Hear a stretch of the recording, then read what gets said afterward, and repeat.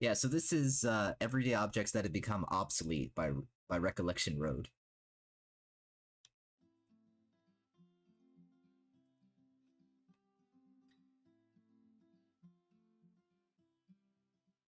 Before cell phones were in the pocket of every American, payphones were the only way to make a call when you were out of the house. You could find payphones on street corners, in public places, and within buildings. They were easy to recognize, especially if they had their own booth, and the distinctive sound of coins dropping into the slot could be heard. With the widespread popularity of cell phones, payphones and phone booths became less and less common, and today they are nearly impossible to find. I remember payphones. I remember seeing them a lot when I was a kid. And now they're just. Cigarette vending machines were once ubiquitous in bars, restaurants, and public places. They offered a convenient way to purchase a pack of cigarettes without having to go to a store. These machines were usually operated with either coins or tokens. However, with the increased awareness of the health risks associated with smoking, cigarette vending machines were banned in many places, and the remaining machines were slowly phased out because they were in less and less demand.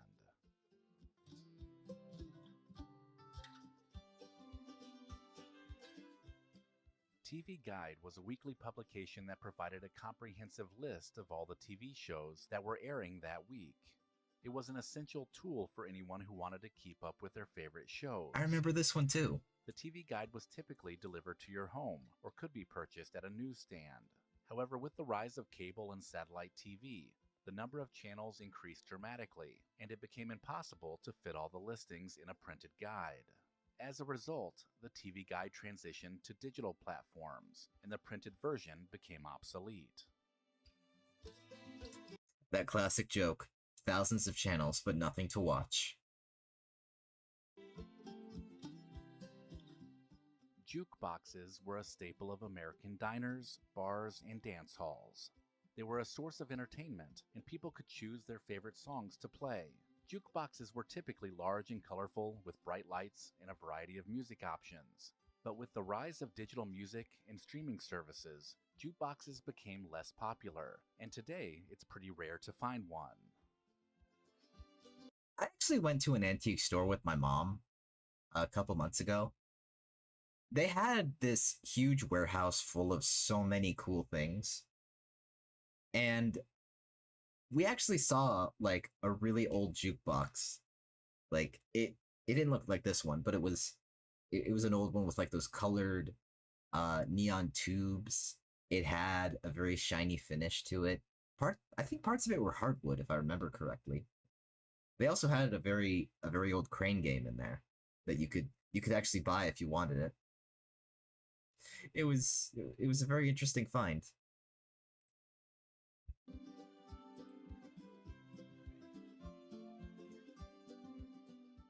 Newspaper vending machines were once a common sight on street corners and in many public places.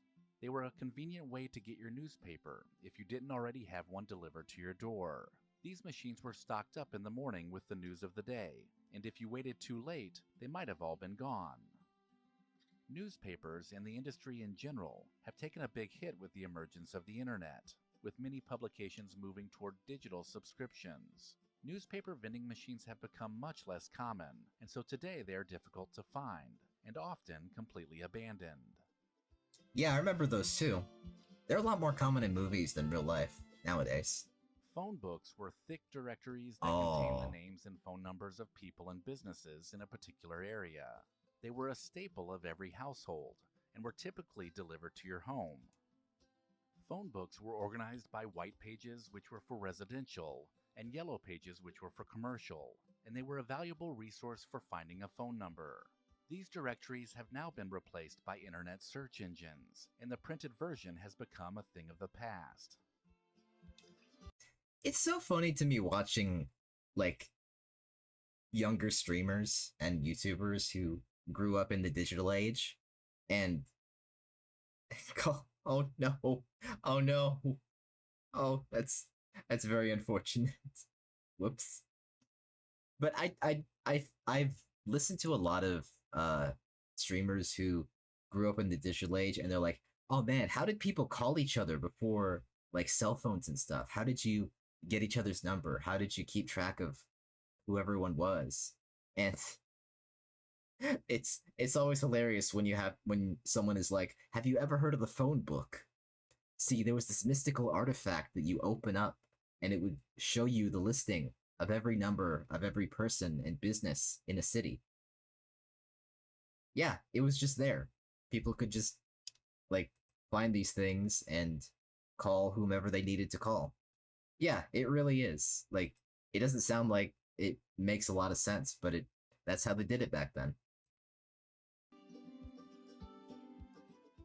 The $2 bill was a unique currency note that was once part of regular circulation.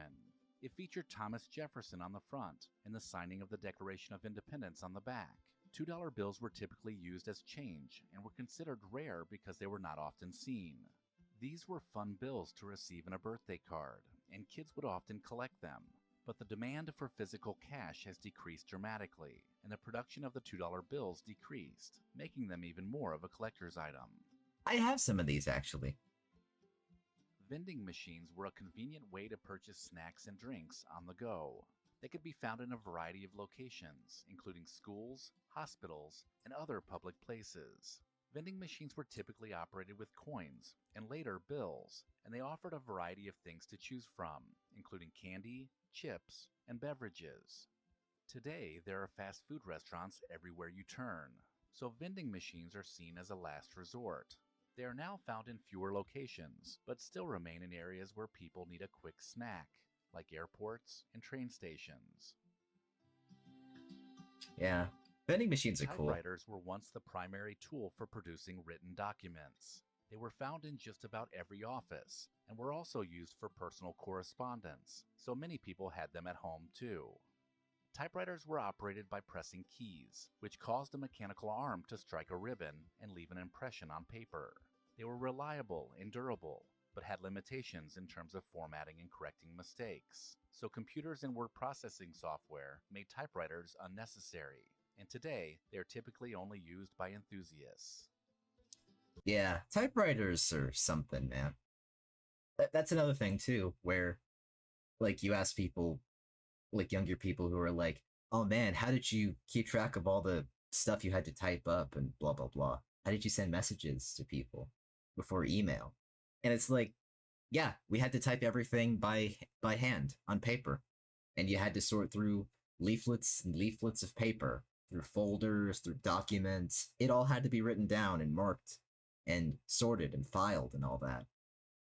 It had to be organized because there was no way to just control F and find the exact document that you needed. It had to be done specifically because it was all physical. There was no easy way to sort through it, which is why you had things like the Dewey Decimal System that were invented to help organize everything. And it's convenient nowadays, sure, but you know, I feel like data in that form is a lot more vulnerable in a lot of ways. But then again, physical data like that as papers, if there's a fire, you're gonna lose a lot. We need to be careful how we store things, is what I'm saying. Film was once the primary medium for capturing images and recording events. It was used in cameras and movie projectors and was the primary source of entertainment in movie theaters. Film was reliable and produced high-quality images, but had limitations in terms of recording time and editing.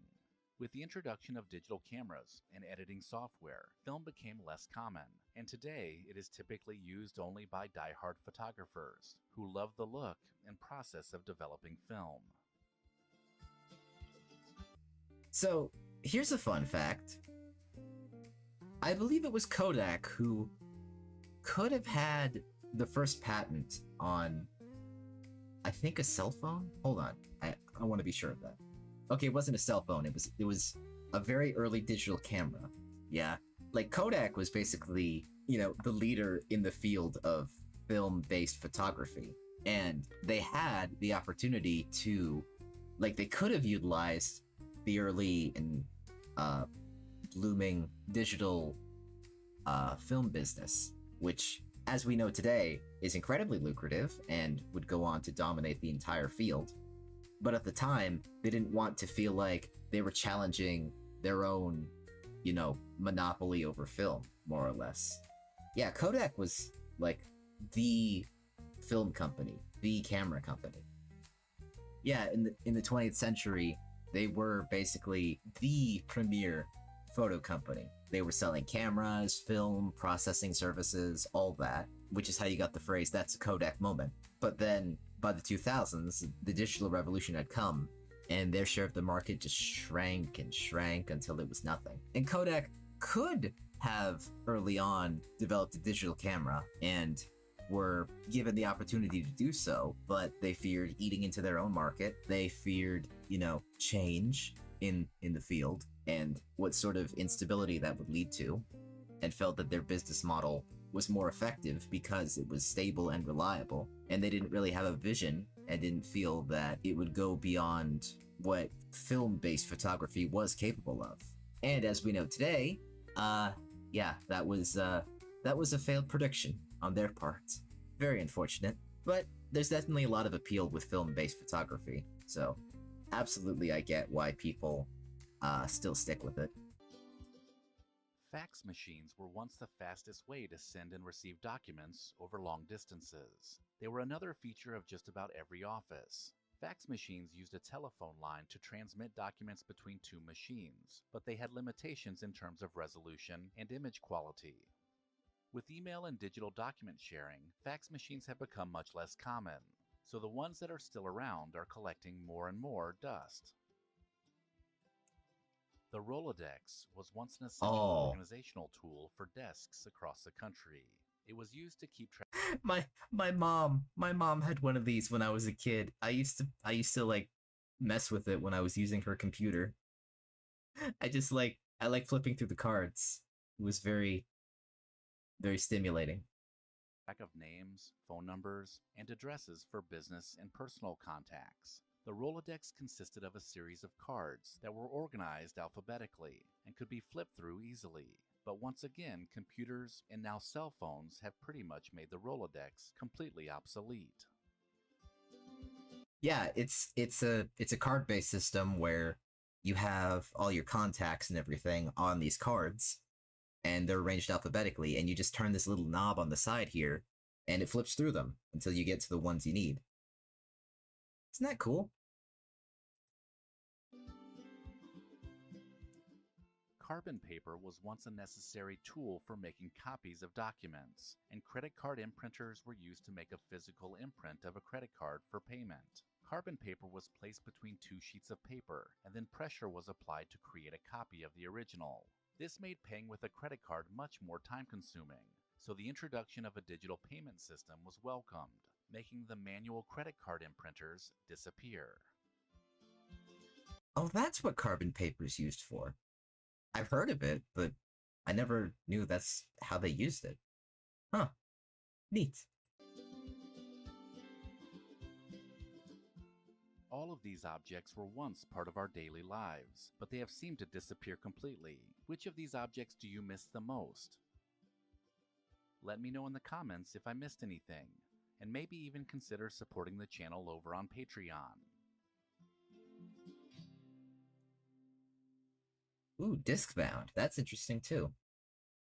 If you enjoyed this video, consider watching this playlist, and then visit the channel to search the Recollection Road library. That's interesting.